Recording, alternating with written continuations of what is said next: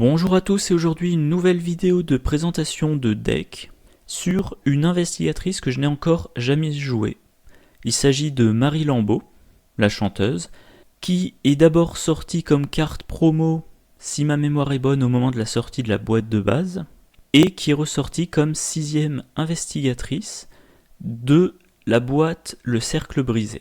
Donc Marie Lambeau, mystique, 4 de volonté, 4 d'intelligence, 1 de force, 3 d'agilité, 6 de vie, 8 de santé mentale. Tant que vous avez au moins une fatalité parmi les cartes que vous contrôlez, vous avez le droit d'effectuer une action supplémentaire durant votre tour qui ne peut être utilisée que pour jouer des cartes sorts ou activer les capacités d'action de cartes sorts. Signe des anciens +1, vous avez le droit d'ajouter ou de retirer une fatalité sur une carte que vous contrôlez. Donc, règle de construction de deck, 30 cartes, carte sort de niveau 0 à 5, carte mystique de niveau 0 à 3, carte neutre de niveau 0 à 5, carte occulte de niveau 0, jusqu'à 5 autres cartes chercheurs et ou survivants de niveau 0. Donc Marie Lambeau, une mystique, partiellement elle n'a pas accès aux cartes mystiques de niveau 4 et 5. Donc pas le flétrissement de niveau 5, pas le rituel de recherche de niveau 4. Par contre elle a accès à tous les sorts. Elle a accès à toutes les cartes neutres, aux cartes occultes mais seulement de niveau 0, et jusqu'à 5 autres, ça c'est important, cartes chercheurs et ou survivants de niveau 0.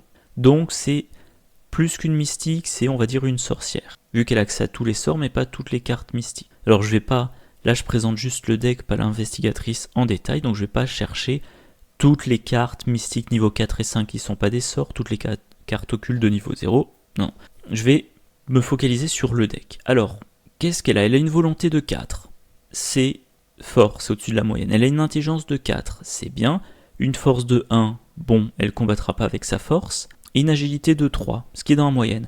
Autrement dit, volonté de 4, elle sera bonne avec tous les sorts.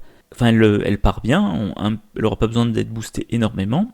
Une intelligence de 4, elle pourra faire ses enquêtes avec son intelligence. Et elle pourra faire un petit peu, éventuellement, d'évasion avec son agilité. 6 de vie, 8 de santé mentale, elle semble polyvalente. Tant qu'il y a une fatalité parmi les cartes qu'elle contrôle, elle a le droit à une action supplémentaire, sous réserve que ça soit pour jouer un sort ou pour activer une action d'un sort. Mais c'est une sorcière, elle aura des sorts. De base, elle a 2 emplacements d'arcane, elle aura en jeu toujours 2 sorts. Un pour le combat, vu qu'elle ne peut pas compter sur sa force, et un pour un autre type de combat ou pour de l'évasion, mais pas forcément pour de l'investigation, vu qu'elle a, encore une fois, une intelligence de 4, ce qui suffira pour se passer, probablement, de sorts d'enquête. Ça, on verra lors de la construction du deck. Donc, elle semble polyvalente. Signe des anciens, elle peut mettre ou rajouter de la fatalité sur une carte qu'elle contrôle. Alors, la fatalité, ça fait qu'éventuellement l'intrigue avancera plus vite, faudra le surveiller. Mais en attendant, elle aura des actions en plus. Donc elle semble bien polyvalente et bien placée pour être jouée en solo. Donc elle est Marie Lambeau, solo, celle-là c'est la version à 0 XP, et disons que, le cercle brisé j'ai encore jamais joué, mais je sais qu'il est question de sorcière, et voilà, on la jouera sur le cercle brisé.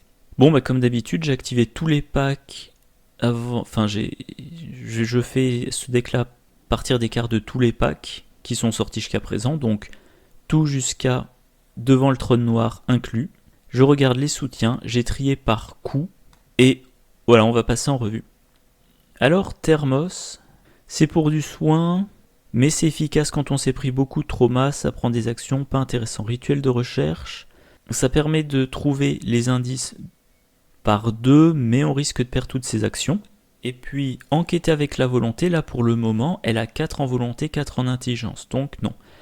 Dans une vidéo précédente, que je dise pas de bêtises, je crois que c'était pour Minty Fan solo, encore une fois, je sais pas trop dans quel ordre je publierai les vidéos.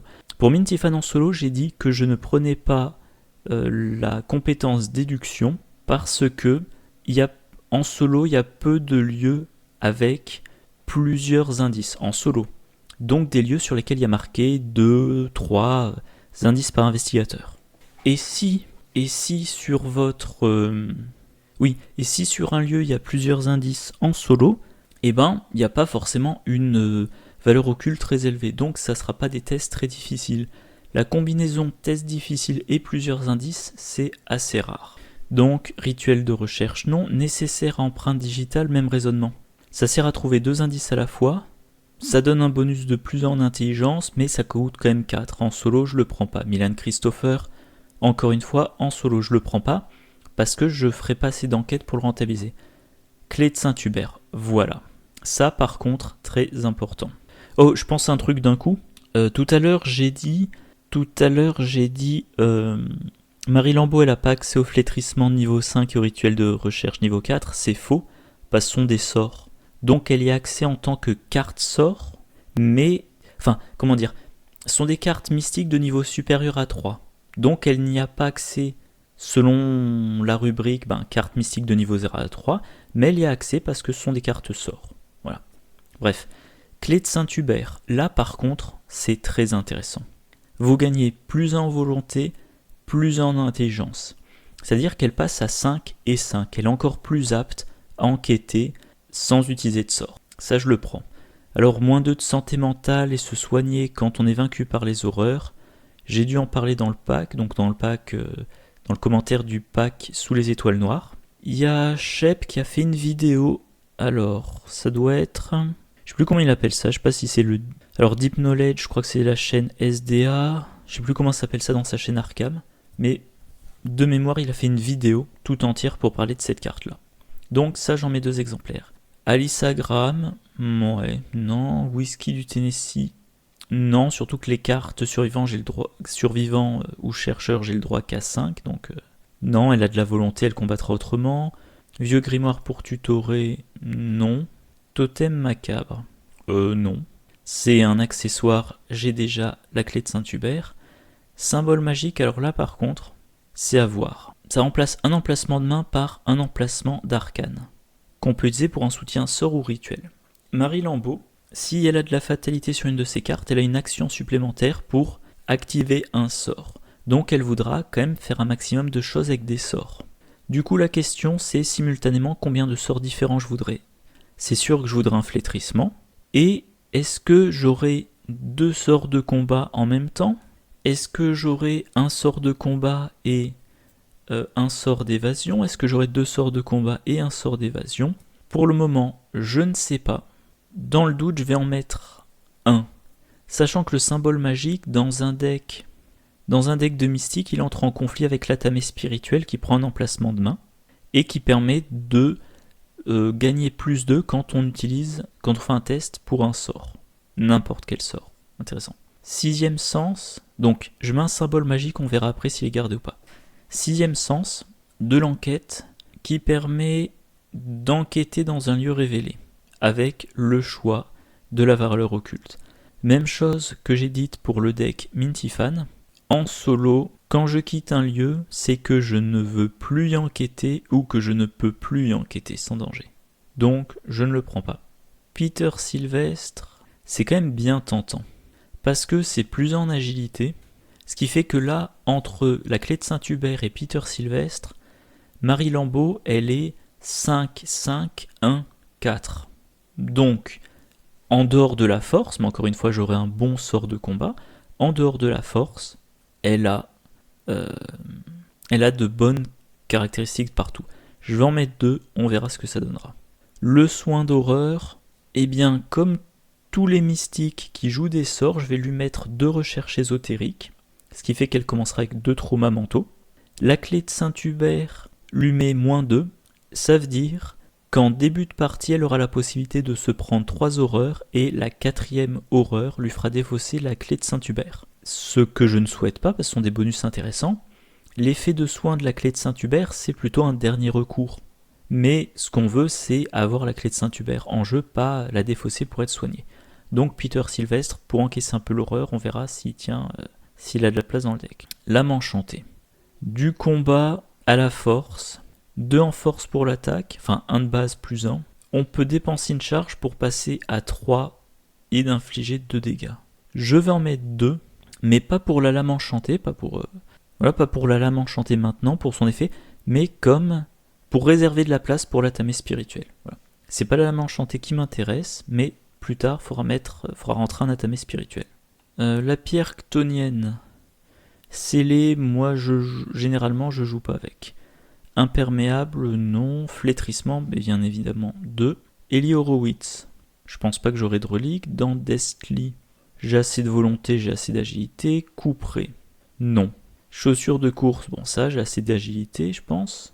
Cacher son jeu, les mystiques ont quand même des cartes chères, j'ai pas envie de me priver de ressources.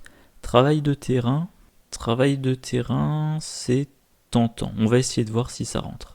Alors je passe un petit peu vite. Olive McBride, je compte pas la jouer. Ah, miroir secret, tiens j'ai le droit. Ah oui, c'est une carte occulte. Le problème c'est que j'ai déjà la clé de Saint-Hubert, donc on oublie. Lexique occulte, c'est occulte. Alors voyons voir. Ça occupe un emplacement de main. J'aime beaucoup la carte, mais là ça rentrera pas. Lampe torche, je vais en mettre une, on verra ce que ça donne. Étude des arcanes, je vais en mettre une. Ah voilà, donc là les alliés, je mets David Renfield. Voilà, David Renfield, on peut lui mettre de la fatalité dessus, ce qui est intéressant pour Marie Lambeau. Elle n'a pas besoin d'attendre de piocher son signe des anciens, David Renfield, met de la fatalité, et ensuite ça génère plein de ressources. Clarté de l'esprit, j'ai pas besoin de soin. Brume de relier, pour échapper. Donc j'échappe à la volonté au lieu d'échapper à l'agilité. D'accord. Donc j'ai +1 pour ma tentative. Et je peux me déplacer. C'est quand même du gain d'action. Et le retour de flamme, c'est choisir une carte de la main et la défausser. Je pense que je vais en mettre, 2 copies. Atrophie du combat sans charge. Je vais en mettre 2 copies. Appareil photo à souffler, j'ai déjà trop de trucs en main. Je passe en revue, là je vois rien à 2 loupes. Encore une fois, j'ai beaucoup trop de trucs en main, faudra réduire. Là pour le moment, j'ai 2 problèmes. J'ai 3 alliés différents et je dois avoir, peut-être 4 cartes différentes qui...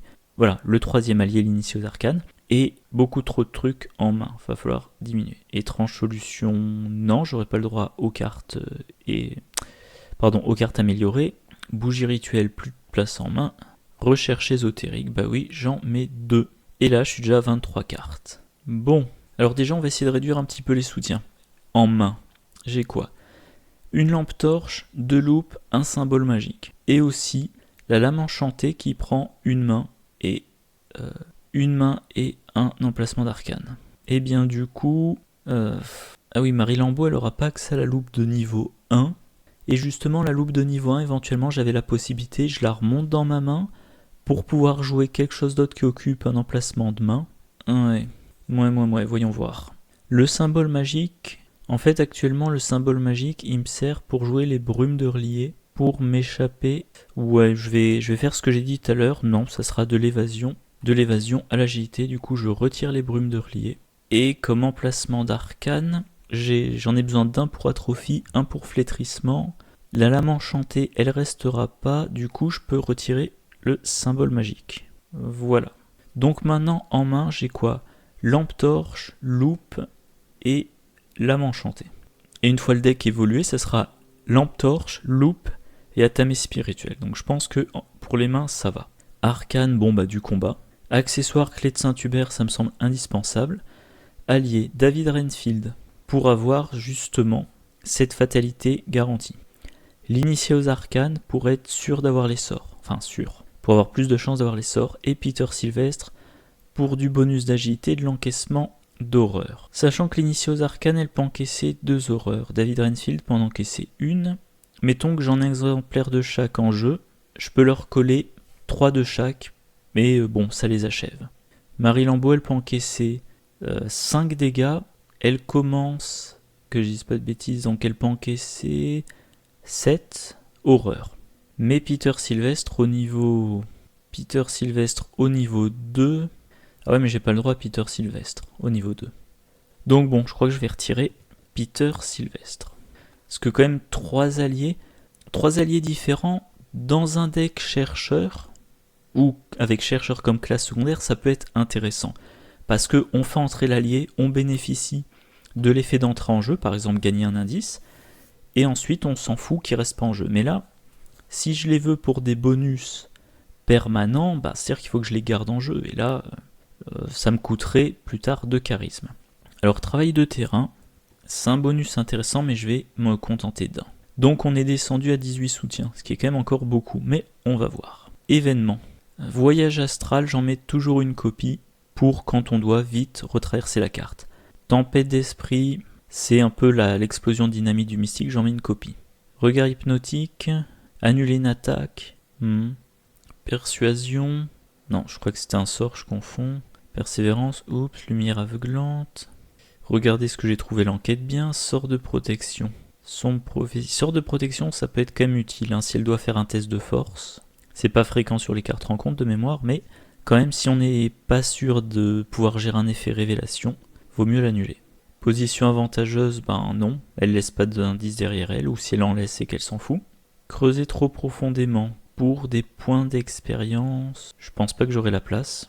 Rituel du clair de lune, pour retirer toutes les fatalités d'une carte qu'on contrôle. Raccourci, je vais en mettre... Ah non, je pourrais pas mettre éclaireur plus tard. Voyons voir. Bon, on va essayer d'en mettre un quand même. Prémonition. Prémonition. Non. Planque. Non. Ni l'existence. Je peux en mettre 2. Sont des sorts, donc je peux avoir le niveau 5. Libérer l'âme. Jouer les cartes sorts rituels. Oui, ça va être pratique. Plutôt que d'essayer de gagner des ressources, pour ça j'ai David Renfield, je vais me soucier de diminuer le coût de mes sorts. Le savoir, c'est le pouvoir. Pour jouer des soutiens livre ou sort, depuis la main. Ça, oui, ça va être intéressant. Par exemple, j'ai un flétrissement en main, je le joue sans dépenser de charge. Inspiration surnaturelle, bof. Et là, je regarde même pas le reste parce que je suis déjà 28 cartes. Et il faut que je regarde les compétences. Je vais mettre prophétiser parce qu'elle aura beaucoup de fatalité en jeu. Ce qui me fait penser, j'ai pas parlé de ces cartes avantages et faiblesses. Carte avantage, champ déroutant, ça coûte 3, c'est un événement. Rapide à jouer quand l'intrigue devrait avancer après avoir atteint son seuil de fatalité. Jusqu'à la fin de la phase, l'intrigue ne peut pas avancer en atteignant son seuil de fatalité. Retirez champ déroutant de la partie. Donc vous avez plein de fatalités en jeu, à cause de David Renfield, à cause de l'initié aux arcanes, ou à cause de la carte Baron Samedi qu'on verra juste après. Eh bien, nouvelle phase de mythe, vous placez une fatalité sur l'intrigue devra avancer, vous jouez ça, l'intrigue n'avance pas. Deuxième chose, elle n'avance pas de toute cette phase mythe.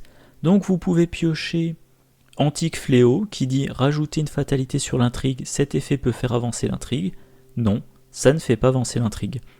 Donc c'est vraiment pratique, c'est vous donnez une phase d'investigation pour retirer assez d'intrigue pour que l'intrigue n'avance pas à la prochaine phase de mythe. Vous avez ça en main. Voyons voir que je trouve un bon exemple. Voilà, vous avez... J'essaie de trouver un bon exemple. Il y a une fatalité sur l'intrigue. Il y a 3 fatalités sur David Renfield. La limite de fatalité de l'intrigue, le seuil de fatalité de l'intrigue, c'est 5. Ça veut dire prochaine phase de mythe, vous mettez une deuxième intrigue, une deuxième fatalité sur l'intrigue, le seuil atteint, l'intrigue avance. C'est le début de la phase d'investigation, vous avez champ déroutant en main, vous dites, je me débrouillerai pour que l'intrigue n'avance pas lors de la prochaine phase de mythe. Du coup, vous gênez pas. Vous inclinez David Renfield, vous lui mettez une 4e fatalité dessus. Vous gagnez 4 ressources. Vous faites votre phase d'investigation.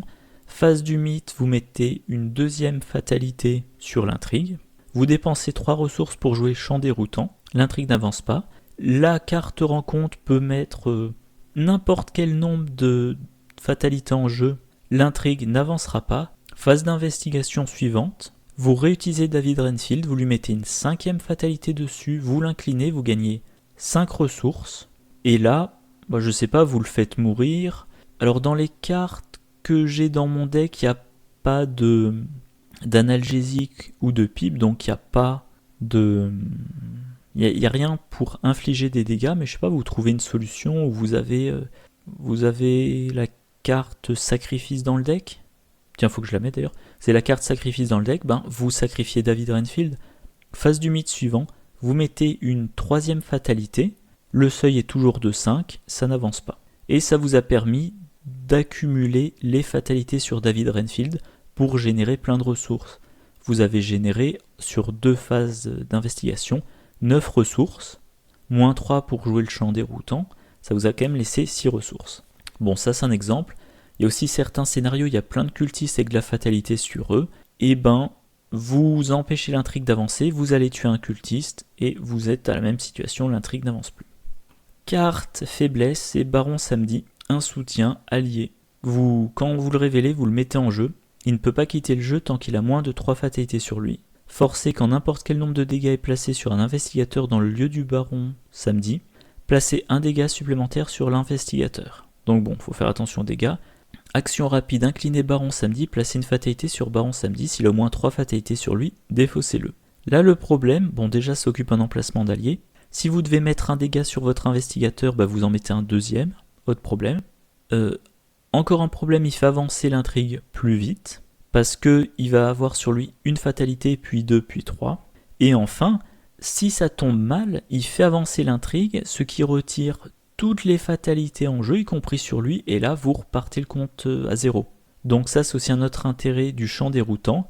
Vous avez 2 fatalités sur Baron Samedi, l'intrigue devra avancer, vous jouez le champ déroutant, ce qui empêche que les fatalités sur Baron Samedi soient retirées. Vous mettez la 3e, ça y est, il est défaussé. Bon, à noter un autre truc chiant, comme il est défaussé, si vous remélangez votre défausse pour faire un deck, vous pouvez le repiocher. Bon, donc tout ça pour dire, il y aura beaucoup de fatalités en jeu. Perception, ok, écran, et je pense que je vais m'arrêter là. Extatique, c'est bien pour rajouter des charges, mais j'ai plus la place. Donc j'ai 34 cartes, et j'avais dit je voulais mettre recharge. Non, pardon, sacrifice. Enfin, quoi que je dise ça, il y a aussi Rituel du clair de lune qui peut être intéressant. Retirer toutes les fatalités sur une carte qu'on contrôle. Ok. Et pourquoi je trouve plus recharge? Tiens, c'est bizarre ça. Ça doit être au niveau 1. Et sacrifice, ça doit être aussi au niveau 1. Donc là, je vais intégrer le rituel du clair de lune, pareil, pour garder la place pour le sacrifice. Il y a un avion qui passe, super. Donc à ce stade, j'ai 36 cartes. Ah, et qu'est-ce que j'ai d'autre comme problème?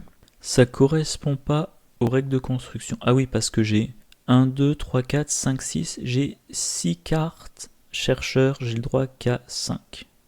J'ai le droit qu'à 5. Je vais supprimer raccourci. Déjà, on va commencer par ça. Raccourci, hop, on le supprime. Alors, 5 cartes de trop. Alors, on va regarder un petit peu les graphiques. Tiens, le coût moyen, je calcule souvent. 6, 14, ça fait 20.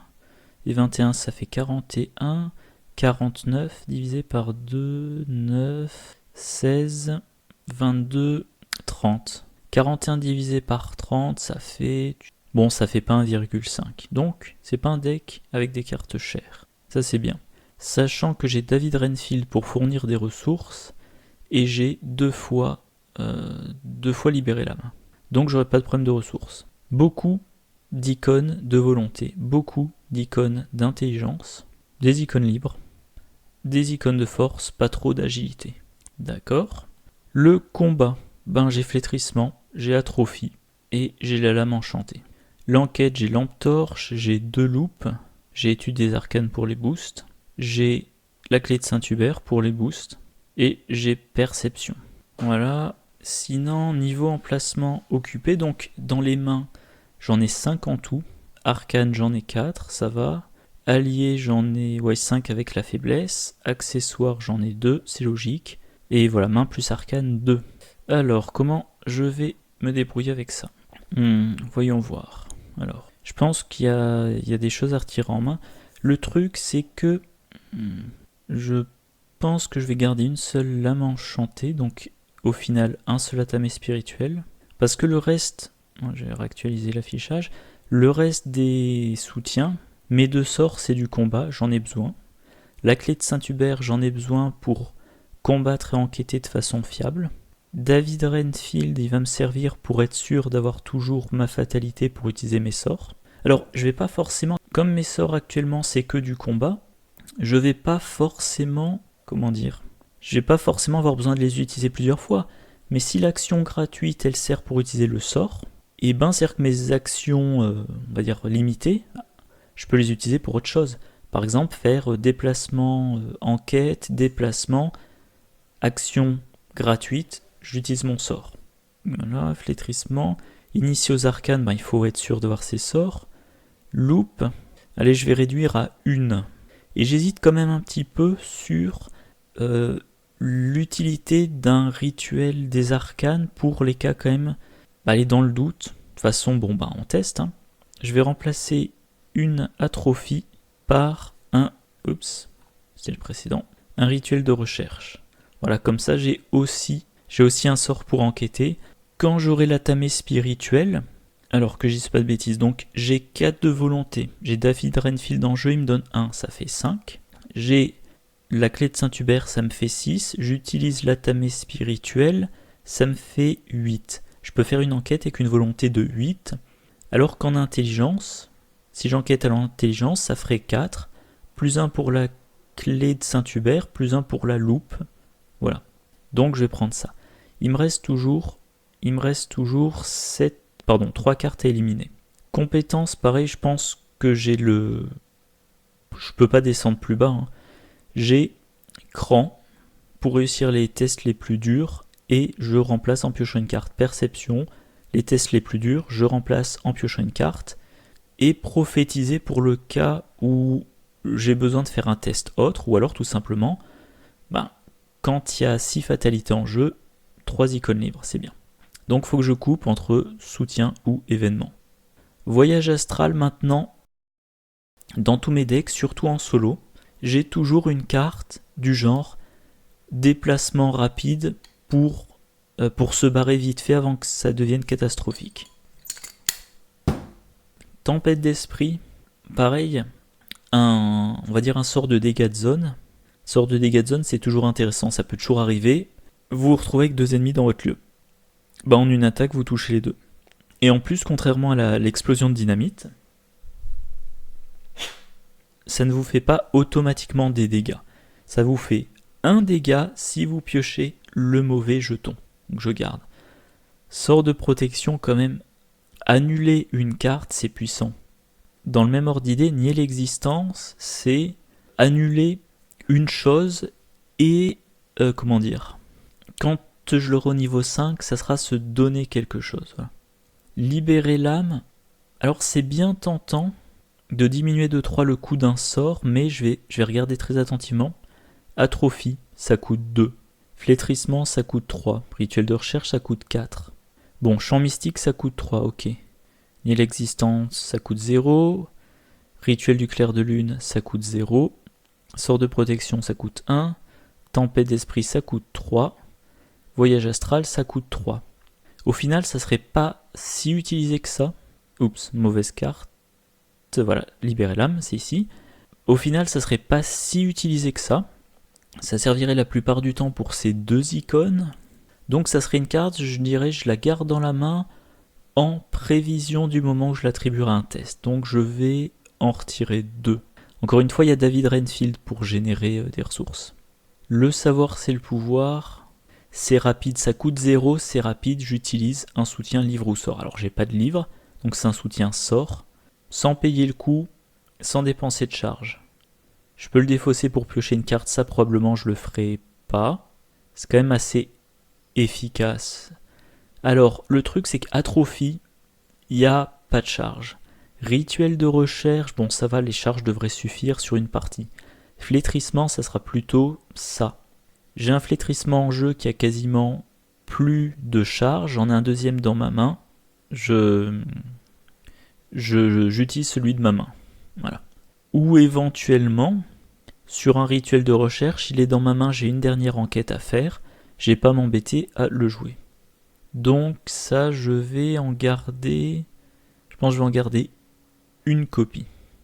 Et là, voilà, je suis à 30 cartes. J'ai pas parlé du rituel du clair de lune, encore une fois. Rituel du clair de lune, retirez toutes les fatalités sur une carte que vous contrôlez.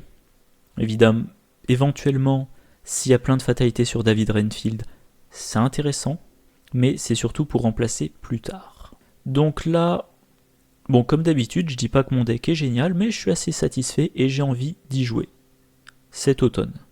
Ok, et maintenant je vais cloner. Voilà, je vais éditer le clone. Alors, combien de points d'expérience ? Je connais pas la campagne Le Cercle Brisé. Je suppose que c'est dur parce qu'il y a quand même une difficulté croissante. Donc je m'attends pas à gagner énormément de points d'expérience, notamment en solo. Je sais pas si les ennemis, faut tous les tuer ou il y en a plein qu'il faut éviter. Alors, bon, je vais pas le dire, mais ouais, bon, je vais pas l'évoquer là. J'ai entendu un petit truc qui me fait me poser des questions sur la difficulté. On verra. Bref, toujours est-il, je sais pas combien je gagnerai d'expérience. Mais j'ai 2 fois recherche ésotérique. C'est-à-dire qu'à cette reprise, j'aurai une réduction de 2 XP. Il suffira que je fasse très attention à quand j'achète les sorts, de sorte à avoir cette fois cette réduction. Donc j'ai déjà 14 XP. Mettons que je tape sur gagner 25 XP, 25 plus 14, donc 25 plus 14, 39, on arrondit, allez, 14 XP. Pardon, 40 XP. Et ben voilà, comme d'habitude, le même cirque. Déjà on vérifie les packs, ça se désélectionne toujours. Voilà. Parce que tout ça je l'ai pas dans ma collection mais je veux l'inclure dans le deck. Donc voilà. Tri par nom. Atrophie de niveau 4. Quand même faire perdre moins 1 de vie à un ennemi, c'est intéressant. Plus 2 en volonté, pareil. Dès que j'ai un ennemi qui a un nombre impair de points de vie, je fais une première attaque avec Atrophie. Si je réussis mon attaque, il perd un point de vie. Si je pioche le bon jeton, enfin, si je réussis, il se prend un dégât. Si je pioche le bon jeton, en plus, il perd 1 de vie. Et ce qui fait qu'au final, il a perdu 2 de vie restante. Donc, je trouve ça intéressant. Ah, alliée intéressante, Diana Espérance. Je la vois en passant. Pour jouer encore et encore un sort. Mais je pense pas que dans ce deck-là, ça ira bien. Bref, on passe. Étude des arcanes non, flétrissement, le niveau 5, oui. C'est un peu la base. Initié aux arcanes, non. Lame enchantée, non. Nier l'existence de niveau 5, bah oui quand même. Si par exemple je dois défausser plein de cartes, bah ça me permet de refaire ma main. Et rituel de recherche. Voilà, volonté plus 2 et 2 indices supplémentaires. Volonté plus 2, voilà. 3 indices en un coup, ça servira une seule fois par partie, je pense. Donc je vais m'arrêter, je pense, au niveau 2. Et là, par exemple, si le rituel de recherche, c'est le seul sort que j'améliore après le scénario 1, ça me coûte 2. J'ai une réduction de 2, ça me coûtera effectivement 0. Sort de protection. Alors le niveau 5, le niveau 2, c'est un investigateur n'importe où pour annuler l'effet de révélation. Je suis seul, donc ça ne m'intéresse pas. Niveau 5, rencontre non faiblesse, on annule tout, puis on subit une horreur. On annule la carte. Du coup, je vais quand même vérifier, mais si c'est un ennemi, ben on le défausse. Alors je vais regarder, est-ce que c'est dit? Évidemment, si je fais des fautes d'orthographe. Voilà. Si on contre un ennemi avec cette carte, il est défaussé. On peut éviter par exemple la vengeance, mais on n'a pas les points de victoire. Donc dans certains scénarios, on pioche un ennemi bien puissant, on le défausse. On pioche un gros test. Pardon, mauvais exemple. Voilà, donc un ennemi qui ferait perdre du temps peut s'en débarrasser. Et je pense que c'est bon pour les améliorations. Je suis déjà à 36. 36 sur 40, c'est trop. Ouais. Bon allez, le sort de protection, on va le garder au niveau 0. Hein. Et donc, pour ce qui concerne la recherche ésotérique, atrophie, il faudra l'améliorer une fois. Flétrissement, chacun, c'est 2 améliorations. Nier l'existence de ces 2 améliorations, ça veut dire que à présent, là tout de suite, on a 7 fois où il faudra améliorer un sort. Donc 7 fois où on pourra bénéficier de cette réduction. Si je mets pas d'autres... non, j'en mettrai pas d'autres, d'ailleurs ça c'est sûr. Je ne mettrai pas d'autres améliorations de sort, donc voilà. On sait qu'à la fin de chaque scénario, il faut en effectuer une. Par exemple, fin du scénario 1, gratuitement, j'améliore le rituel de recherche. Fin du scénario 2, je passe du flétrissement niveau 0 au flétrissement niveau 3 pour 1. Fin du scénario 3, j'améliore l'autre flétrissement. Puis ensuite, atrophie. Puis ensuite, flétrissement, etc. Attendez, je refais mon calcul. 1 pour l'atrophie, 2 pour chaque flétrissement, ça fait 5, 1 pour rituel de recherche, ça fait 6, 2 pour nier l'existence, ça en fait 8. Donc il y en aura un qui ne bénéficiera pas de réduction. Mettons peut-être le rituel de recherche. Voilà, donc fin du premier scénario, vous améliorez le rituel de recherche et un flétrissement. Au lieu que ça vous coûte 5, ça vous coûte 3. Bon, maintenant, oui, voyons voir. 26 expériences requises, j'ai le droit encore 14. Je vais faire par type de carte. Allez, en soutien, qu'est-ce que je veux rajouter? Ah tiens, vision ésotérique, non, j'aurais pas assez d'enquête à faire. Suggestion pour échapper. Alors ça par contre pour échapper et annuler les attaques, c'est intéressant la réflexion. Haha, je suis en train de réfléchir. Ouais, non, c'est intéressant, mais là je vais pas l'utiliser. Pacte de sang, ouais, ça coûte de la fatalité. Je pense que j'ai déjà assez de fatalité en jeu. Nourrir l'esprit, non. Pas besoin de piocher. Un joyau d'Auréolus, j'ai déjà mon accessoire. Ah tiens, les glyphes archaïques, pourquoi? Ils sont des sorts. Non, c'est bon. Éclat du néant, j'ai déjà mes sorts de combat. Je vais mettre un charisme, classique. Se souvenir du futur, oui. Donc se souvenir du futur, je fais un test. Je regarde quel jeton du chaos me pose problème. Autre que l'échec automatique. Mettons par exemple que je me dis ce test-là, je ne le rate que si je pioche le -5 ou l'échec automatique, et ben je nomme -5.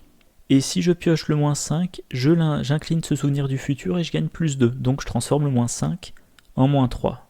Et du coup je rate pas. Et si je pioche autre chose, et ben il reste redressé et je peux le réutiliser la fois suivante. Et ça remplacera étude des arcanes.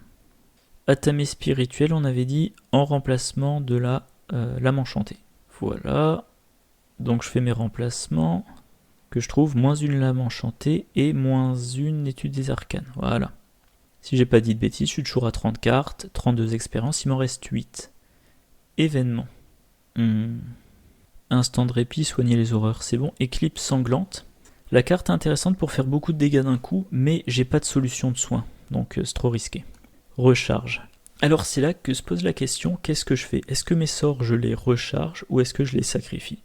Si je les recharge, si je recharge mes sorts, bon ben ça concerne que les sorts, donc flétrissement et rituel de recherche, essentiellement flétrissement. Si je me rate, je défausse. Ça c'est pas intéressant. À côté de ça, il y a sacrifice. Je défausse pour piocher des cartes ou gagner des ressources. Ça pourra... Si j'ai un flétrissement qui est vide, ben plutôt que de jouer le deuxième par-dessus, je le sacrifie. Bon, ça me coûte une action, mais je le sacrifie pour 3 ressources, et 3 ressources, ça paie le deuxième. Donc je vais prendre sacrifice. Ça sera en échange de... Voilà, c'est juste là, rituel du clair de lune. Je suis passé devant quoi? Contre-sort. Annuler un pion KO. Ouais. Je joue pas un deck de contre, je pense que j'ai de bonnes caractéristiques, ça devrait pas... De toute façon, oui, on peut pas annuler l'échec automatique. Qu'est-ce qui reste? Bannissement, échapper à... Bon, on avait dit jusqu'à présent que j'échappe à mon agilité, qui d'ailleurs n'est plus boostée, sauf si j'utilise... que je dise pas de bêtises, sauf si j'utilise prophétiser. Donc bon, ça je le prends pas. Rencontre fortuite, non. Du coup, j'ai déjà vu toutes les cartes niveau 0. Et compétences, saut du signe des anciens. Alors, saut du signe des anciens, pour Marie Lambeau, ça veut dire avoir un +1, ok. Et ajouter ou retirer une fatalité d'une carte qu'elle contrôle. Ça peut lui permettre, par exemple, de se débarrasser du Baron Samedi. Ça peut lui permettre de générer une ressource de plus avec David Renfield. Bon, c'est pas non plus... c'est pas le deck dans lequel ça porte le plus gros bonus. Sans peur, non, j'ai pas le niveau 0. Défiance, non. Ok. Et donc on arrive à 34 expériences, moins que ce à quoi je m'attendais. Je pense quand même qu'on a une bonne base. Il y a juste l'évasion qui sera un peu faible. Mais bon, c'est pas pour... C'est pas pour la civilisation oubliée. Pour la civilisation oubliée, j'aurais mis un sort d'évasion. Mais là, non. Du coup, on pourrait même mettre un rituel de recherche niveau 4. Allez, hop, rituel de recherche de niveau 4. Voilà, et on retire celui de niveau 2. Donc, je suis à 36 points d'expérience nécessaires, 14 qui sont fournis par recherche ésotérique, et 22 à trouver par moi-même. Voilà, allez, enregistrer. On jette un petit coup d'œil au graphe. Alors le coût, donc 5, plus 12, 17, plus 18, ça fait 35, plus 8, ça fait 43, 48. Pour 1, 3, 9, 15, 23, 28. 48 pour 28, on est en dessous des deux. Hop, on est à 1,7. Hop, voilà, on a un coût moyen d'écart de 1,7. Du coup, bon, le fait qu'on n'ait pas libéré l'âme pour diminuer le coût des sorts, qu'on n'ait pas de planque, c'est pas un problème. On a David Renfield. Et au final, je pense que ça c'est intéressant. Ah, il y a juste un petit truc. Du coup, il n'y a dans ce deck-là aucun permanent pour booster les tests. Il y a beaucoup de decks chercheurs avec études supérieures, sauf si on joue les tabous, ça devient extrêmement cher en expérience. Moi, dans le deck Caroline Fern, j'aime bien vue perçante. Chez les survivants, éventuellement, vous mettez bagarreur. Là, j'en ai pas mis. Je me dis, j'ai un test de volonté à faire, j'ai 4 de base, j'ai un de la clé de Saint-Hubert, j'ai un de David Renfield, ça me fait 6. C'est une carte sort, la tamée spirituelle, il peut me faire passer à 8. J'utilise ce souvenir du futur pour le cas où j'ai un énorme malus. Par exemple, pour transformer le -5 en -3. Ouais, je crois que c'est dans la civilisation oubliée, il n'y a pas de -4, mais il y a un -5. Et ben là, si mettons vous avez ça, vous avez des jetons, puis le -3, le -5, l'échec automatique, vous nommez le -5, ça le transforme en -3, et vous n'avez rien vous n'avez rien de pire que le -3, en dehors de l'échec automatique bien sûr. Du coup vous avez 8, et vous avez la certitude de réussir, la quasi-certitude, de réussir un test qui a une difficulté de 5. J'ai le travail de terrain, donc pareil pour l'investigation, j'ai 4 de base, éventuellement j'ai ma clé de Saint-Hubert, ça me fait 5. Si je peux, j'ai ma loupe, ça me fait 6. J'entre dans un lieu, il y a un indice, j'incline travail de terrain, je suis à 8. J'enquête à 8. Les difficultés, les valeurs occultes, c'est rarement au-delà de 4. J'ai déjà vu 6, je crois que j'ai entendu parler de lieux avec une valeur occulte de 8 ou 9. Mais dans les lieux avec valeur occulte de 6 que j'ai vu, il y avait quelque chose en compensation. Du genre, je crois que c'était doubler votre valeur de base. Ou doubler les icônes attribuées. Bon, dans ce cas-là, vous êtes à, vous êtes à 8. Vous jouez à perception, ça vous rajoute 4 au lieu de 2. Vous êtes à 12 contre 6. Voilà. Et pareil, vous avez aussi ce souvenir du futur. Vous avez prophétisé. Donc, moi je pense que j'ai un deck assez solide. Alors comme d'habitude, n'hésitez pas à poser des questions, laisser des commentaires. Quelque chose que je ne précise pas, moi je parle de l'aspect, l'aspect construction du jeu, l'aspect mécanique. Je ne parle jamais d'histoire parce que, alors, les campagnes, je les connais pas forcément. Là, le cercle brisé, je connais pas. Même si je connais pas forcément toutes les résolutions. Mais je trouve que, même après avoir fait, 5 fois une campagne, on connaît pas forcément toutes les résolutions parce que peut-être qu'on n'a jamais fait un choix. Peut-être qu'on s'est jamais retrouvé dans une situation qui est possible. Peut-être qu'on a à chaque fois fait un même choix. Il y a des gens qui jouent fluff, la campagne de la boîte de base, fin du premier scénario. Bon, c'est pas un gros divulgachage, mais fin du premier scénario, dans certaines circonstances, on vous dit est-ce que vous brûlez votre maison ou pas. Il y a des gens, ils jouent fluff et ils se disent mon investigateur, est-ce qu'il brûlerait sa maison ou pas. Et si à chaque fois pour eux la réponse c'est non, ils ne savent pas ce qui se passe s'ils ont brûlé leur maison. Voilà. Moi de la même façon, si j'ai dans une campagne, j'ai le choix entre discuter avec une personne pour essayer d'obtenir une réponse ou tuer la personne pour passer en force, je pense que la plupart du temps, je choisirai la discussion et je peux faire ma campagne 5 fois sans savoir quel est le résultat du passage en force. Donc voilà, à quoi je voulais en venir, c'est n'hésitez pas à poser des questions, à apporter votre pierre à l'édifice sur la partie mécanique, et si c'est sur le scénario, honnêtement, moi, savoir si dans le cercle brisé, je manquerai d'évasion ou pas, je préfère le découvrir par moi-même, quitte à me prendre une tôle lors de ma première tentative. Bon, je suis en train de réaliser, hop, là ça devrait ça devrait pas couper le fond, le bas de la page. Ah, ça serait bien que le logiciel ait un moyen de visualiser ce qu'il enregistre comme écran autrement qu'en allant dans la fenêtre pour, comment dire, pour vérifier la visualisation. Hop, voilà, ça va être mieux comme ça. Bon bref, j'espère que ça vous a intéressé. J'espère que vous avez apprécié cette vidéo, les précédentes, que vous apprécierez les suivantes. Moi, je vous souhaite une bonne journée et je vous dis à la prochaine. Au revoir.